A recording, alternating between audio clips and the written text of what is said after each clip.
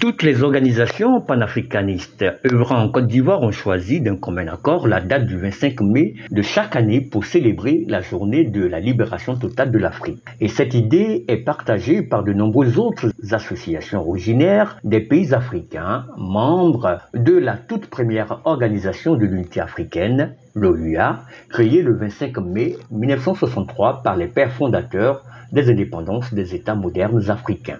Le coordonnateur de l'organisation panafricaniste, Blalet, l'Ivoirien Tengue Foué, expose ici les raisons du choix de cette date symbolique. On a décidé qu'en considération de l'idée que Kwame Nkrumah avait émise, désormais la date anniversaire de l'OUA, qui est le 25 mai, allait être consacrée journée de libération africaine. Aujourd'hui, on nomme cette journée internationale de l'Afrique. Nous ne sommes pas en faveur de cette dénomination-là, parce que nous pensons que cette dénomination lui enlève toute sa sève révolutionnaire, militante, et la responsabilité qui, pour nous, jeunes générations d'aujourd'hui, d'assumer le combat de nos pères fondateurs, parce que ça lui enlève tout son sens.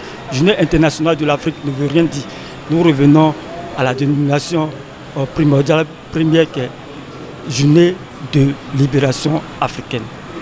Pour marquer l'événement et le garder de plus en plus vivant dans les mémoires des jeunes générations d'Africains, la structure Blalet et les organisations sœurs du pays ont concocté un programme d'activités de réflexion couronné par une conférence de haut niveau.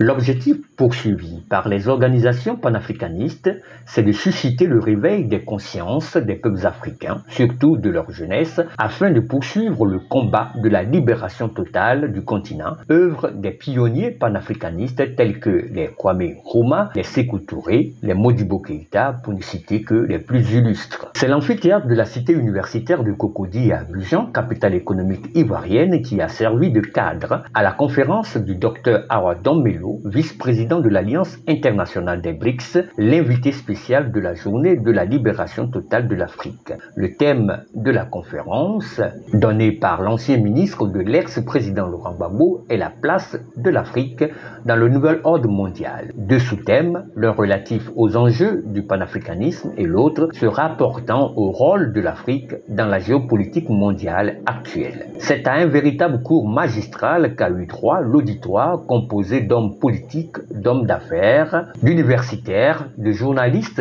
et d'étudiants. Le docteur Awa Dombello, sans langue de bois, comme à son habitude, a partagé son espoir de voir la libération totale prochaine et graduelle de tout le continent africain, vrai berceau de l'humanité et le creuset de toutes les civilisations. Au Mali, une accélération de l'histoire. Il en a de même au Burkina et au Niger, mais aussi sans oublier la Centrafrique, la République centrafricaine qui depuis longtemps est engagée dans un processus de libération. Et donc ces signaux-là, eh bien, ne sont que des amplifications de ce qui s'est passé en Côte d'Ivoire en 2011. Et donc nous devons savoir que ces signaux démontrent que hier n'est pas aujourd'hui et que ce qui a été possible hier contre les souverainetés, au vu du contexte international, ne sont plus possibles aujourd'hui. Donc les conditions objectives sont réunies pour la pleine souveraineté des États africains et puis leur intégration. Les mouvements progressistes doivent s'unir au niveau national et au niveau panafricain pour mener la lutte nationale, pour que les différents États voient à leur tête des alternances qui portent au pouvoir des personnalités souveraines et des partis politiques souverains. Le Sénégal nous a donné aussi un exemple frappant et nous pensons que la radicalité aujourd'hui a une issue démocratique et tous les pays africains peuvent s'organiser pour accéder à la pleine souveraineté parce que tout simplement la jeunesse africaine aspire profondément à cette forme de rupture radicale avec le monde occidental pour que l'Afrique soit capable de se prendre en charge et de tisser des partenariats stratégiques gagnant-gagnant.